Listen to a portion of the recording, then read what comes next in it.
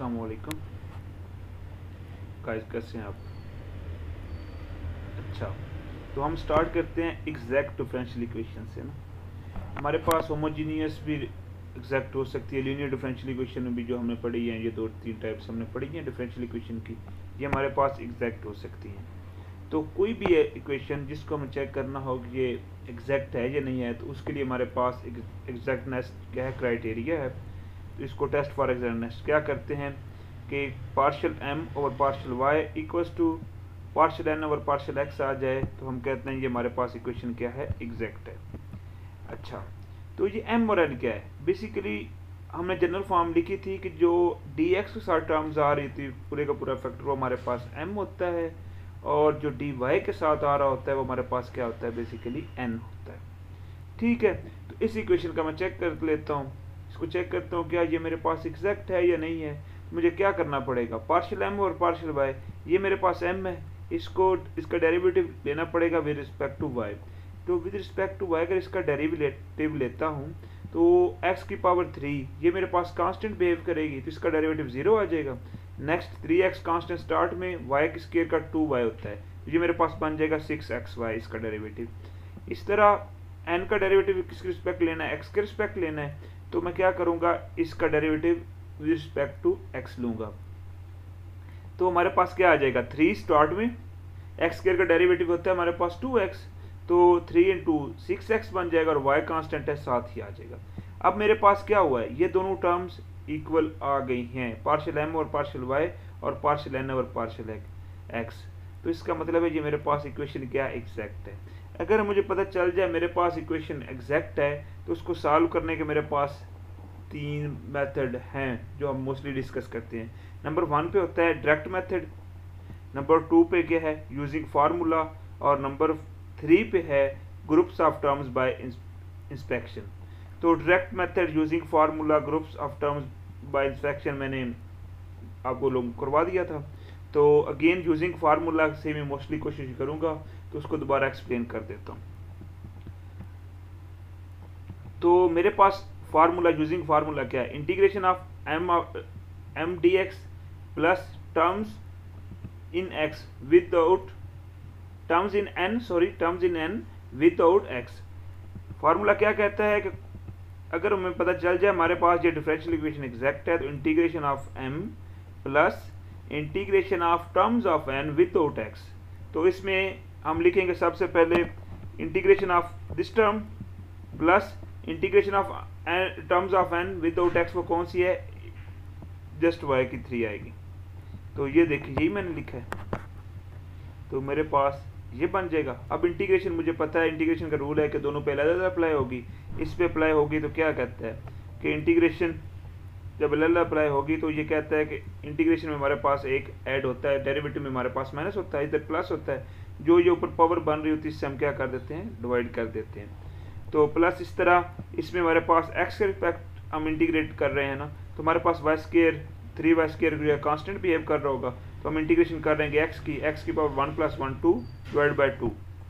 तो इस तरह ये हमारे पास और आ जाएगा, और इस तरह हमारे पास y की पावर 3 की इंटीग्रेशन क्या आ जाएगी, 3 + 1 डिवाइड बाई 3 + 1 वो y/4/4 बन जाएगा।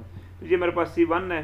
तो अगर मैं इस इक्वेशन को 4 से मल्टीप्लाई कर देता हूँ सारी इक्वेशन को, तो ये मेरे पास 4 से कैंसिल, यहाँ पे 2 कैंसिल हो जाएगा, और 2 जस्ट रह जो 6 एक्स स्क्वायर वाई स्क्वायर बन जाएगा, और यहाँ पे 4 से कैंसिल हो जाएगा, और जस्ट हमारे पास c रह जाएगा। हमने क्या किया है, और ये मेरे पास क्या बन जाएगा 4c1, उसको हमने नया कांस्टेंट का नाम c का दे दिया है, कोई ना कोई कांस्टेंट वैल्यू होगी। तो काम क्या किया, 4 को मल्टीप्लाई कर दिया, तो ये मेरे पास सोल्यूशन इस डिफरेंशियल इक्वेशन का आ गया है, जो कि एग्जैक्ट थी।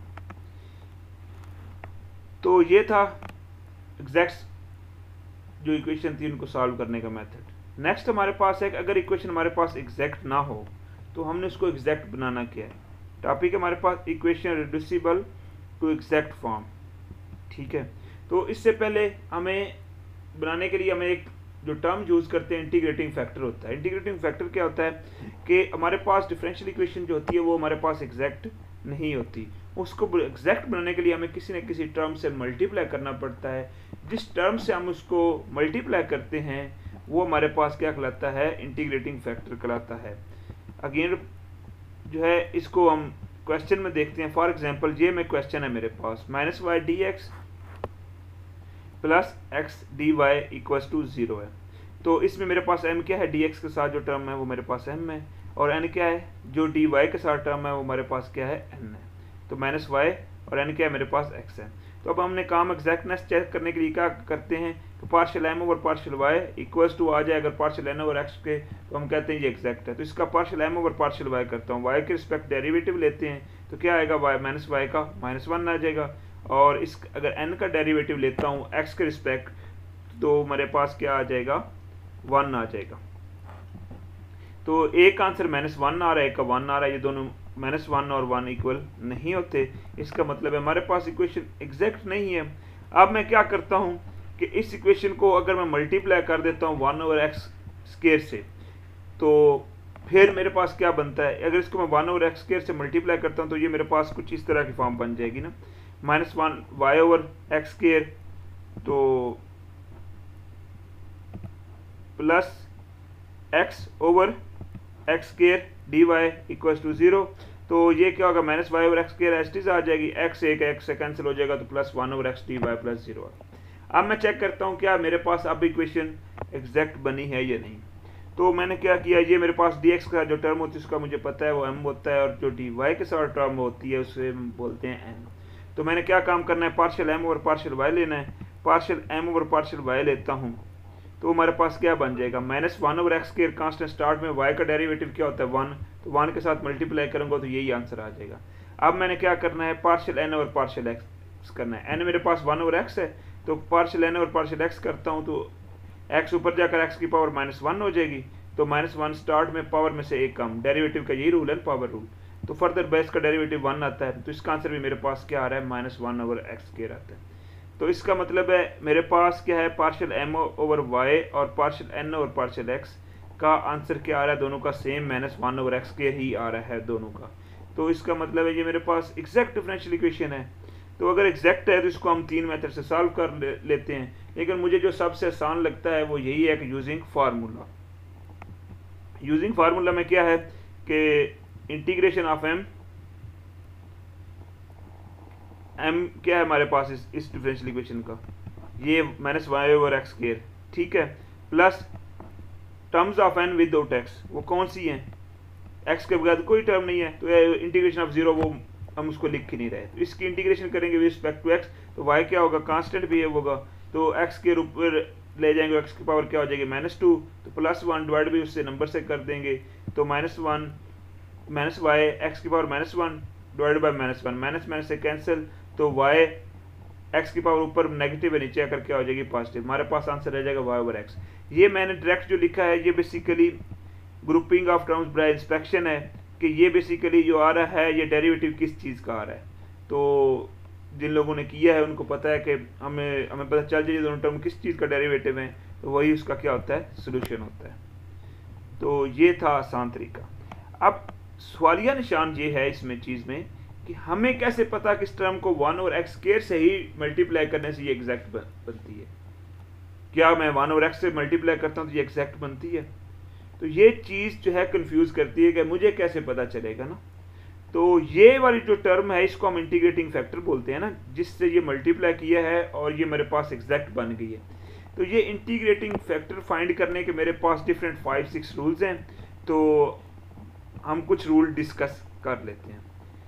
तो सबसे पहला रूल है, rule for finding integrating factor क्या है, कि आपके पास इस टाइप की कोई भी डिफरेंशियल इक्वेशन की मैंने और वो क्या है, एग्जैक्ट नहीं है, तो आपने क्या करना है, तो उसको एग्जैक्ट बनाने के लिए तो हमें कुछ ना कुछ फाइंड करना पड़ेगा जिसको मल्टीप्लाई करें तो हमारे पास एग्जैक्ट बन जाए। तो वो मेरे पास बेसिकली इंटीग्रेटिंग फैक्टर कहलाता है। इंटीग्रेटिंग फैक्टर फाइंड करने के लिए मुझे ये फार्मूला हेल्प करेगा। क्या करूँगा, पार्शियल m और partial y minus partial n और partial x divide by n equals to है f ऑफ x। ये अब आंसर हमारे पास क्या आ जाएगा, जस्ट एक वेरिएबल पे डिपेंड कर रहा होगा, ठीक है, यानी फंक्शन ऑफ x आ जाएगा।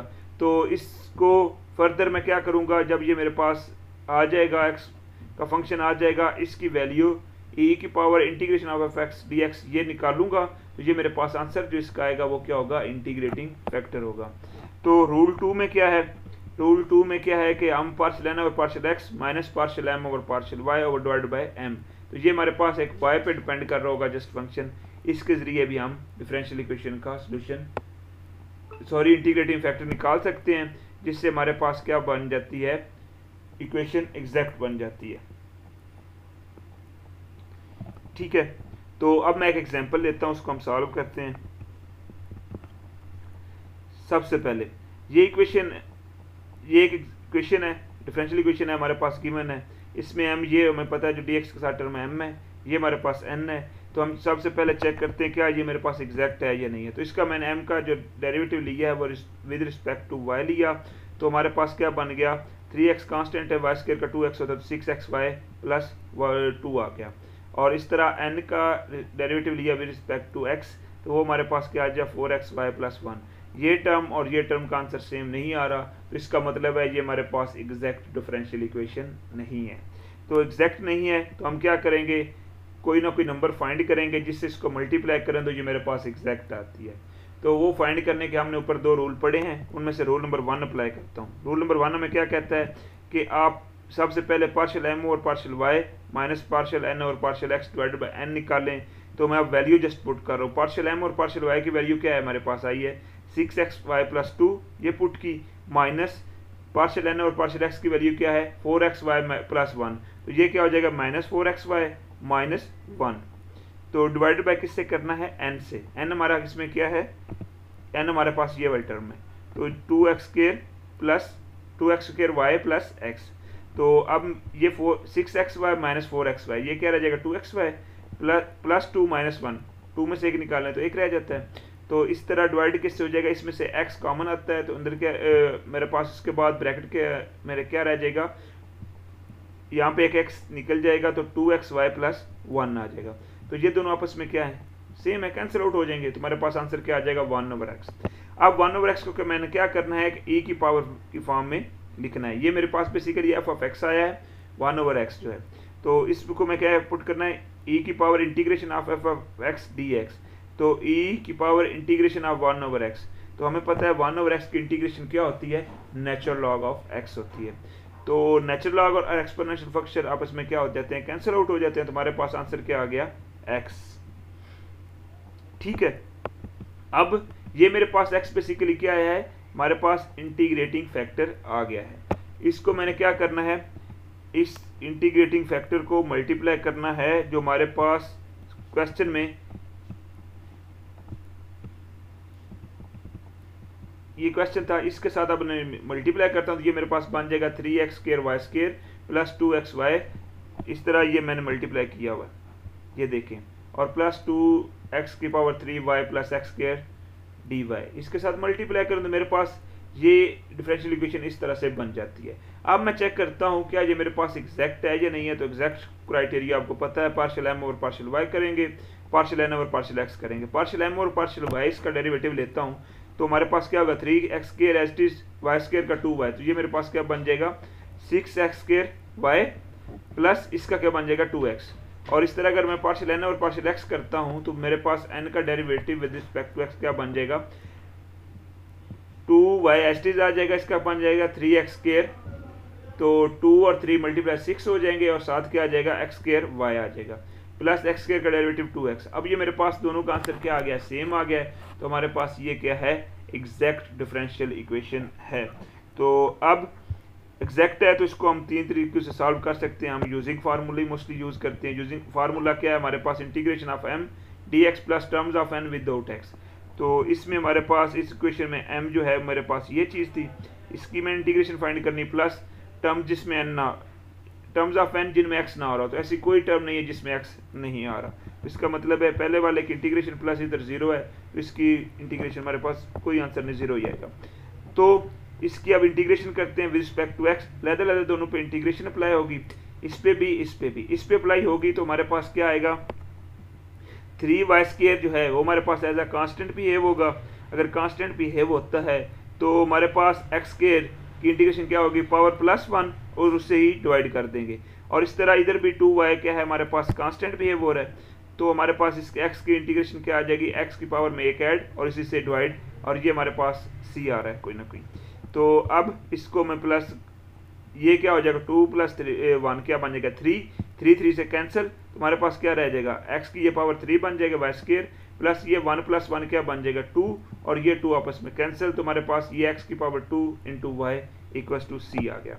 तो ये हमारे पास क्या है, हमने क्वेश्चन जो काम किया कि हमारे पास डिफरेंशियल इक्वेशन थी जो कि एग्जैक्ट नहीं थी, हमने उसको एग्जैक्ट बनाया इंटीग्रेटिंग फैक्टर फाइंड करके, जिससे वो मल्टीप्लाई करके एग्जैक्ट बनी, और उसके बाद उसका सोल्यूशन फाइंड कर लिया। तो हमने रूल 1 को यूज़ किया। नेक्स्ट जो क्वेश्चन है इसमें आपने क्या करना है कि रूल 2 को यूज़ करते हुए इस डिफरेंशियल इक्वेशन को आपने चेक करना है, एग्जैक्ट बनाना है, रिड्यूसिबल टू एग्जैक्ट इक्वेशन बनानी है, तो उसके बाद इसको सॉल्व करना है। ये आप लोगों के असाइनमेंट टाइप कह रहे हैं या होमवर्क क्वेश्चन है, ये आप लोगों ने, मैं आपको एक असाइनमेंट अपलोड कर दूंगा जिसमें ये क्वेश्चन लिखा होगा, वो आपने पोर्टल पर अपलोड करनी होगी, तो इसको साथ साथ करते रहें तो आपके लिए अच्छा होगा। ठीक है, तो नेक्स्ट रूल नंबर 3 पे चले जाते हैं। रूल नंबर 3 क्या है कि अगर आपके पास ये वाली इक्वेशन जो है होमोजीनियस है, तो और m x plus n y जो है हमारे पास डज नॉट इक्वल टू 0 है, तो ये वाली टर्म जस्ट क्या होगी, उसका इंटीग्रेटिंग फैक्टर होगा। बहुत ही आसान है। पहले वाले में हमें क्या करना पड़ता था, वो फार्मूला पुट करना पड़ता था, फार्मूले में वैल्यू, फिर वो आगे ई की पावर में इंटीग्रेशन लेनी पड़ती थी। लेकिन अगर हमें पता चल जाए ये होमोजीनियस है और इसको हमने एग्जैक्ट बनाना है, तो हमारे पास ये क्या होगा, उसका जस्ट इस फार्मूले में वैल्यू पुट करूंगा तो वो क्या बन जाएगा, मेरा इंटीग्रेटिंग फैक्टर बन जाएगा। चलो देखते हैं। अब ये इक्वेशन है मेरे पास, ठीक है। अब इसमें मेरे पास ये m होता है जो dx के साथ, और जो dy के साथ टर्म्स होती हैं उसको हम n बोलते हैं।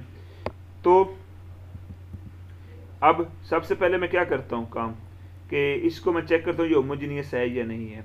तो होमोजीनियस के लिए हमें क्या, हमने थोड़ा सा पीछे चले जाएं अपने, तो हमने क्या कहा था, जो सारे फंक्शंस होंगे वो y और x की फॉर्म में बन रहे होंगे, तो f ऑफ y और x की फॉर्म बन रही होगी। तो इसके लिए मैं क्या करता हूँ, इसको दोनों साइड से प्लस करता हूँ, तो ये क्या आ जाएगा, ये टर्म इक्वल्स टू दिस, यही बन जाएगी ना।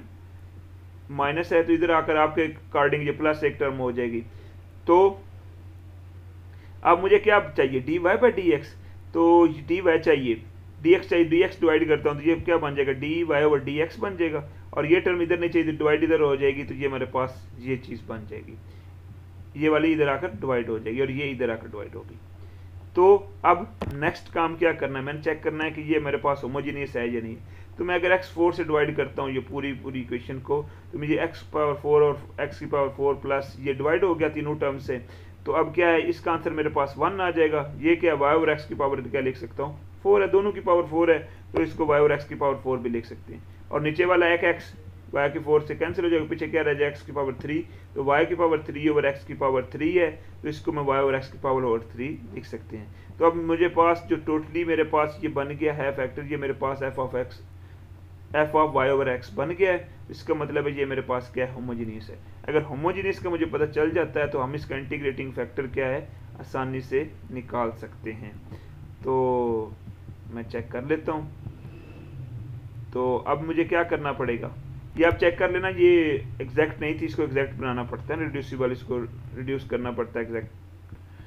तो अब मुझे क्या करना है, m के साथ x को मल्टीप्लाई करना है। m मेरे पास ये थी पूरी की टर्म, इसके साथ x को मल्टीप्लाई करता हूँ तो ये मेरे पास ये बन जाएगा ना, ये m था, इसके साथ x साथ मल्टीप्लाई हो जाएगा, और n के साथ मेरा कौन सी टर्म मल्टीप्लाई होनी है, y।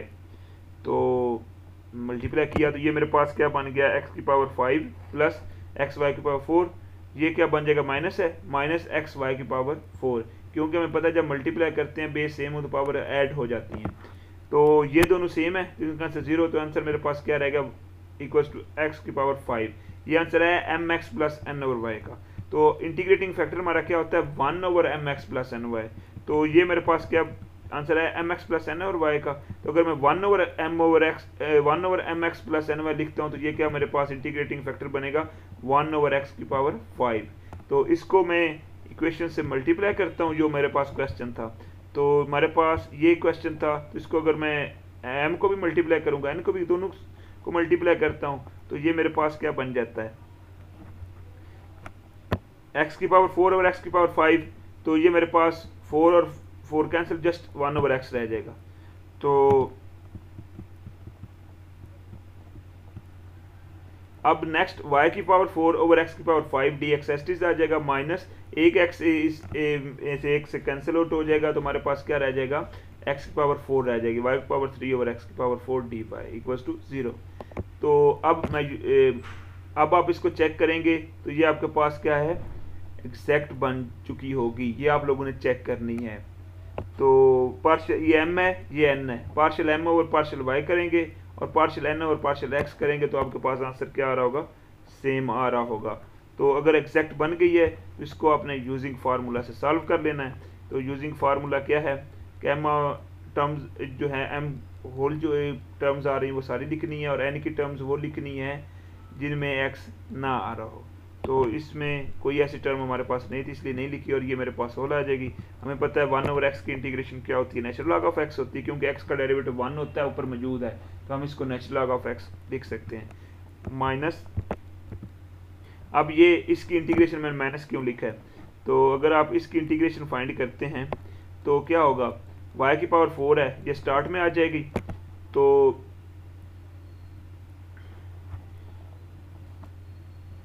y की पावर क्या है 4 स्टार्ट में आ जाएगी मेरे पास।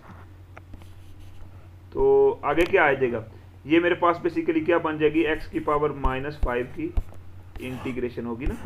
तो मैं क्या करूँगा, y की पावर 4 स्टार्ट में, फर्दर क्या होगा, x की power -5 plus 1 divided by -5 plus 1।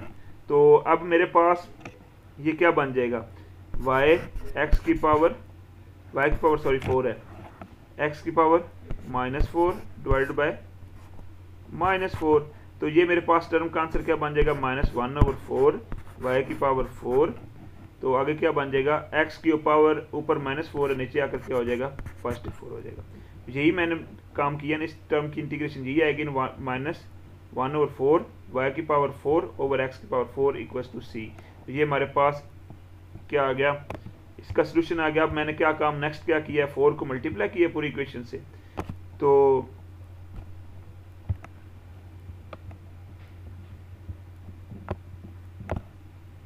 मैं बता देता हूँ, 4 को मल्टीप्लाई करने से क्या होगा, ये 4 नेचुरल लॉग ऑफ x बन गया,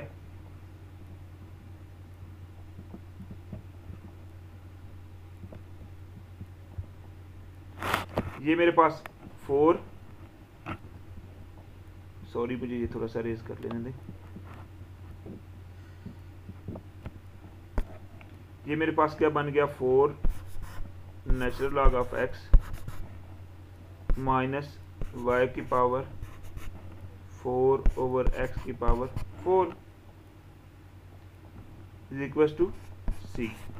तो ये मेरे पास क्या हो जाएगा, मैं लिखता हूँ तो ये मेरे पास बन जाएगा, अगर मैं सबसे पहले पूरी सारी की सारी टर्म्स को x की पावर 4 से मल्टीप्लाई करता हूँ तो ये मेरे पास क्या बन जाएगा, 4 x की power 4 natural log of x minus y की पावर 4 इज इक्वल टू आ जाएगा cx की पावर 4। तो मैंने अगर ये ख़त्म करना है तो मतलब ये मेरे पास इधर क्या आ जाएगा, ये टर्म इधर आकर माइनस है तो प्लस हो जाएगी, जहाँ पे क्या आ जाएगा, माइनस है, कांस्टेंट है, कोई फ़र्क नहीं पड़ता। ठीक है गाइस, ये आज का हमारा लेक्चर था। इसमें कोई चीज़ समझ नहीं आ रही होगी तो आप मुझे ये वीडियो के नीचे जो है ना, जो आप अपलोड होगी उसके नीचे आप मुझसे डिस्कस कर सकते हैं, तो इंशाल्लाह मैं रिप्लाई कर दिया करूँगा। ओके, अल्लाह हाफिज़।